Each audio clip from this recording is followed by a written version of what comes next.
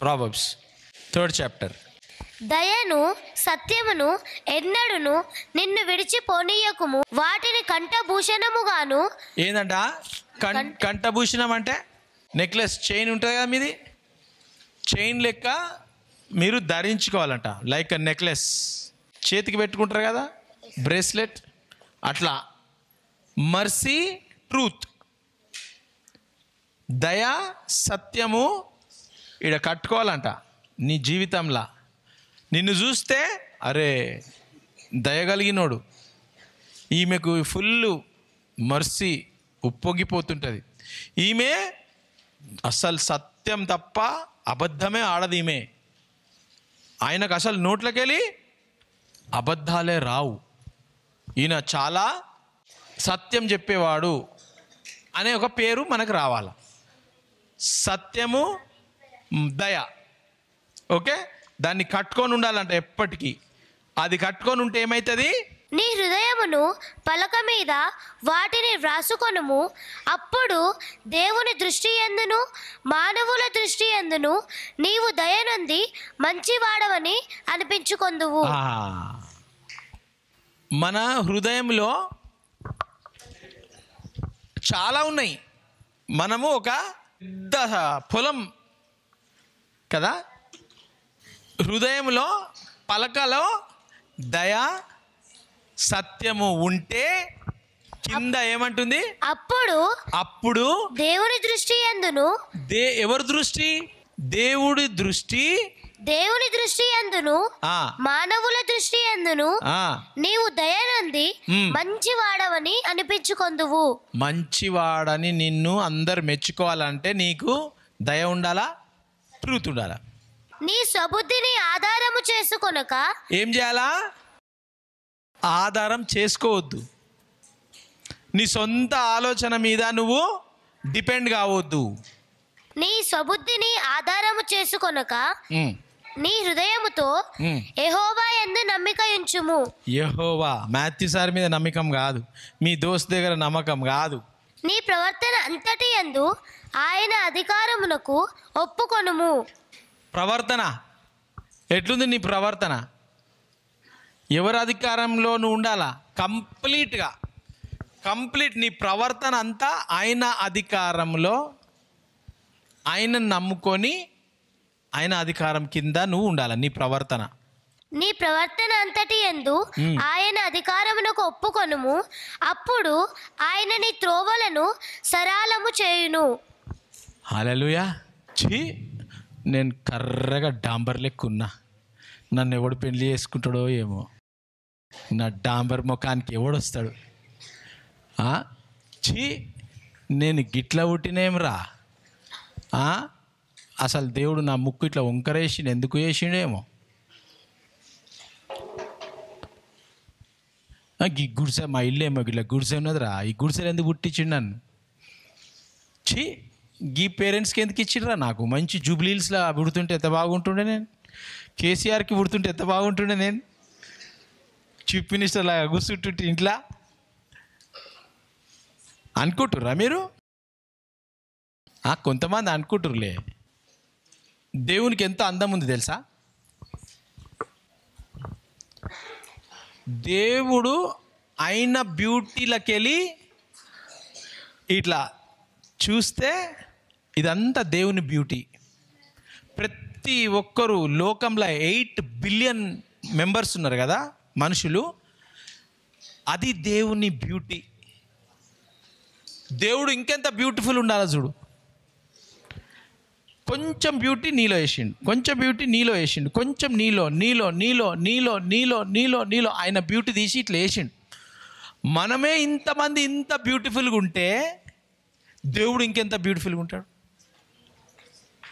దేవుణ్ణి ఇట్లా చూస్తే 10,000 మందిలో 6 గాయననే రాబా యేసు ప్రభు అంటారంట. అంత బ్యూటిఫుల్ ఉంటాడంట. ఆ బ్యూటీని కొంచెం తీసి నిన్ను క్యూటీగా చేసిండు, నిన్ను హ్యాండ్సమ్గా చేసిండు.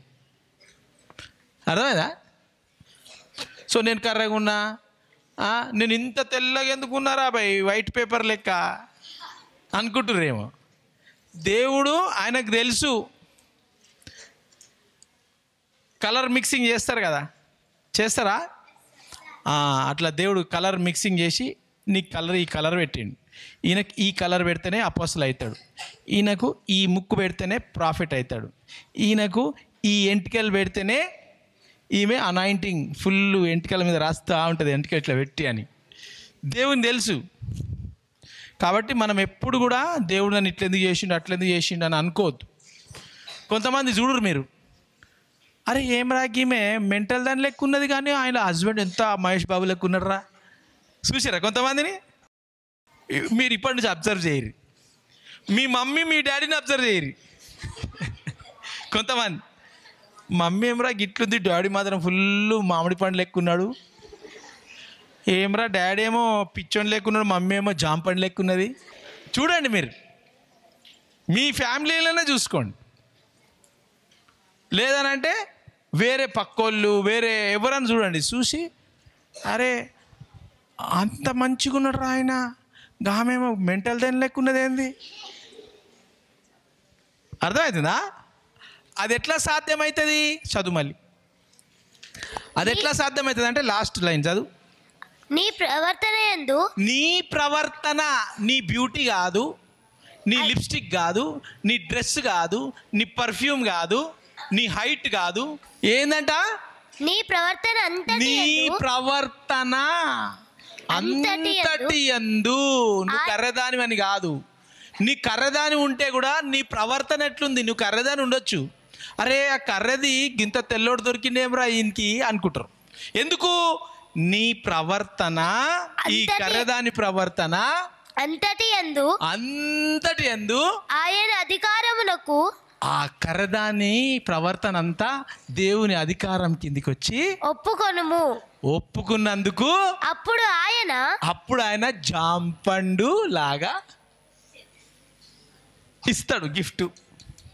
అప్పుడు నీ త్రోవలన్నీ నువ్వేమనుకుంటున్నావో, నీ మనసులో నువ్వేమనుకుంటున్నావో, నీకు ఫ్యూచర్ ఎట్లా ఉండాలా, నీకు ఏ ఆఫీసర్ కావాలా, నీవు ఏ జీవితంలా ఉండాలా అనేది సరళము అవుతుంది. ఒక్క వర్స్, నేను జ్ఞానిని కదా అని నీవు అనుకొనవద్దు. ఏంది? నేను జ్ఞానిని కదా అని. నాకంటే బుద్ధిమంతుడు, నాకంటే జ్ఞానమున్నోడు, నాకంటే గ్రేటు ఎవ్వరు లేరు అని నువ్వు అనుకుంటున్నావా? అని నీవు అనుకొనవద్దు. యెహోవా యందు భయభక్తులు కలిగి చెడుతనము విడిచిపెట్టుము. అప్పుడు నీ దేహమునకు ఆరోగ్యమును, నీ ఎముకలకు సత్తువయు కలుగును.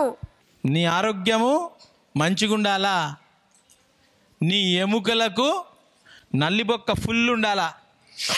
అంటే ఫుల్ నల్లిబొక్క రావాలా. కొన్ని మన మటన్ నల్లిబొక్క వేస్తారు కదా, దాంట్లో ఏముండదు కదా, సత్తువ లేదు, దాంట్లో ఏం లేదు. సత్తువ లేకపోతే దానికి రోగం ఉన్నట్టు. దేవుడు ఏమంటుండు? నీ నల్లిబొక్క ఫుల్ ఉండాలంట. అది నీ బొక్కలు బలంగా, శరీరం బలంగా ఉండాలా అని అంటే ఏముండాలా? దేవుని భయభక్తులు కలిగి, యెహోవా యందు భయభక్తులు. ఓ నేను గ్రేట్ బుద్ధిమంతుని అంటే, బుద్ధిమంతులు చాలామంది హాస్పిటల్లో చచ్చిపోతారు, క్యాన్సర్ వచ్చి చచ్చిపోతారు. తెలివి వాళ్ళు బుద్ధిమంతులు, పైసలు ఉన్నోళ్ళు అందరు బుద్ధిమంతులు. వాళ్ళ లెక్క ఎవరు చదవలే, డాక్టర్లే చదవలే, దేవునికి భయం లేకుండా పోతుర్రు అందరు. కానీ దేవునికి భయపడి ఉంటే,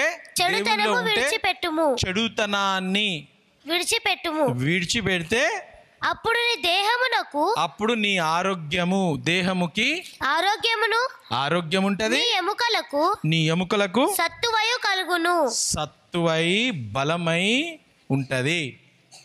హల్లెలూయా.